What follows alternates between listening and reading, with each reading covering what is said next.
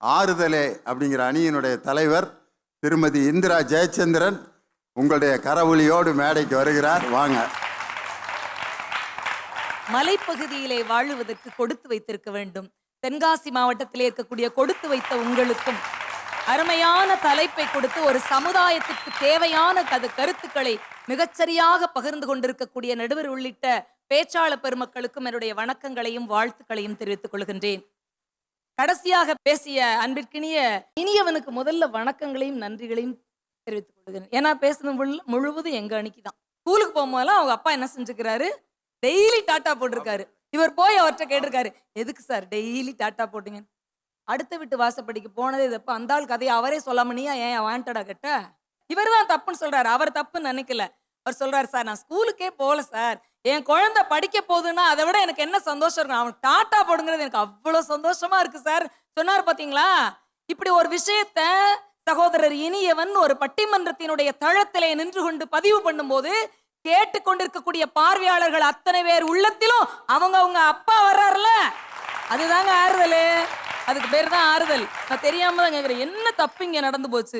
நீங்க இப்ப பொது விஷயத்தை வெளியே சொல்லக்கூடாதுன்னா நந்தினி சொல்ற மாதிரி வீட்டு விஷயம் வாசப்படியை தாண்டக்கூடாது, நீ வாசப்படி கட்டக்கூடாது. உலகத்துல ஆபத்து இல்லாம இல்லவே இல்லைங்க. ஆபத்து இல்லாத ஏதாவது ஒண்ணு இருக்குதா? குடும்பம் சமூகத்தின் மிகச்சிறிய அழகு. ஆனா சமூகம் என்ன தெரியுமா? மனிதன் கூடி வாழக்கூடிய மிகப்பெரிய குடும்பம். அங்க சொல்லாம நான் எங்க சொல்லுவேன்? இன்னொரு அழகான ஒரு தகவல் சொல்றேன் பாருங்க. உசைன் போல்ட்னு ஒருத்தர் கேள்விப்பட்டிருக்கோம்ல, எவ்வளவு நியூஸ் பார்த்திருக்கோம் அவரை பத்தி, எத்தனை ஆர்டிகிள்ஸ் வாசிச்சிருக்கோம். உலகத்தினுடைய மின்னல் மனிதருங்க. கிட்டத்தட்ட ஒலிம்பிக்ல மட்டும் 8 தங்கப்பதக்கங்கள் வாங்கி இருக்கிறார். யாரு? Usain Bolt. இப்ப அவருக்கு வெறும் 39 வயசு தான் ஆகுது. ஆடிப்படி ஏற முடியாது அவரால். யார் உதவியும் இல்லாமல் ஒரு இடத்துல இருந்து நடந்து போய் உட்காந்து டைனிங் டேபிள்ல உட்காந்து சாப்பிடுறதுக்கும் வெஸ்டர்ன் டாய்லெட்ல உட்கார்றதுக்கும் 2 பேர் வேண்டியது இருக்குதான் அவருக்கு. வயசு எத்தனை? வெறும் 39. இந்த குடும்ப செய்தி பொதுவெளிக்கு வருகின்ற பொழுது என்ன உங்களுக்கு தோணுச்சு? இப்ப நான் சொன்னதெல்லாம் தோணுச்சா? பெருசா சாதிக்கணும் ஒண்ணும் இல்ல, ரொம்ப சம்பாதிக்கணும் ஒண்ணும் இல்ல, புகழின் உச்சியை தொட்டுட்டு அப்புறம் அங்க இருந்து டொபுக்குடீர்னு விழணும்னு தேவையும் இல்லை. ஹாலிவுட்ல 90s கிட்ஸோட மிகப்பெரிய ஹீரோவா இருந்தவர் சாக்கி சான். அவர் பார்க்காத காசை யாரும் பார்த்திருக்க முடியாது. அவருக்கு 2 பிள்ளைங்க, ஒரு பொண்ணு பையனும். பொண்ணு அவர் சொல்றதை கேக்குது. பையன் இவ்வளவு காசு வச்சிருக்க அப்பாவுக்கு எப்படி இருப்பாரு? இவர் ஓடி ஓடி படம் நடிச்சிருக்காரு. இந்த பையன் போத வாழ்விலே இருந்திருக்கான். 24 மணி நேரம் நிதானம் இல்லாம இருந்திருக்கான். 5 பைசா உனக்கு சொத்துல கிடையாதுன்னு சாக்கி சான் அனௌன்ஸ் பண்ணாரு. அவருடைய நோக்கம் என்ன தெரியுமா? ஓடி ஓடி சம்பாதிக்கிற அப்பாவுக்கெல்லாம் நான் எடுத்துக்காட்டு, பில்லியன் கணக்கில் காசு வச்சிருக்கேன், என் பிள்ளை 24 மணி நேரம் போதையில மணக்கிறான்னு வீடியோ போட்டு விட்டாருங்க.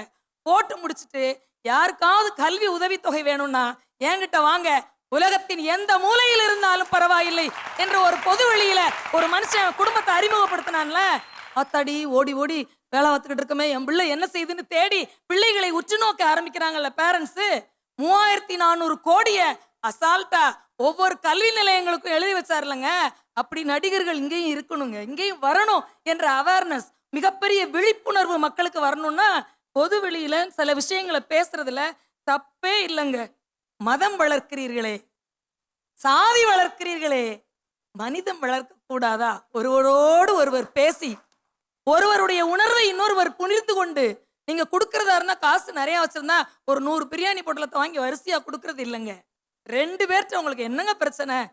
வீட்டுக்கு வீடு வாசப்படிதாங்க, ஒண்ணும் இல்லைங்க, எல்லாம் சரியா போயிருங்க அப்படின்னு சொல்றீங்கல்ல. அடுத்த ஒரு பிரச்சனைக்கு காது கொடுக்குறீங்க இல்லையா? அந்த ஒன்று மிகப்பெரிய ஆறுதலை தரும். அந்த ஆறுதல் எல்லோருக்கும் தேவைப்படுகிறது. அந்த ஆறுதலுக்கு வயது வித்தியாசம் கிடையாது. இன்னும் ஒரே ஒரு வார்த்தை சொல்றேன். அடுத்தவங்களுடைய பிரச்சனைகளை காது கொடுத்து கேட்கறீங்கல்ல, தீர்வு சொல்லணும்னு அவசியம் இல்லை.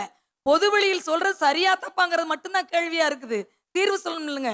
நல்ல வயசானவங்க பேசும்போது சொல்லுவாங்க, ஐயா உன்னைய சாமி மாதிரி நினைச்சு சொல்றேன்பாங்க.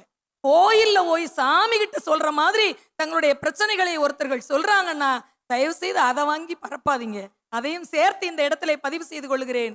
பொதுவெளியிலே தேவையான விஷயங்களை சரியான நபர்களிடம் பகிர்ந்து கொள்வது ஒரு நாளும் ஆபத்து அல்ல, ஆறுதலே என்று கூறி வாய்ப்பளித்த நல்ல உள்ளங்களுக்கு நன்றி பாராட்டி விடைபெறுகிறேன். நன்றி.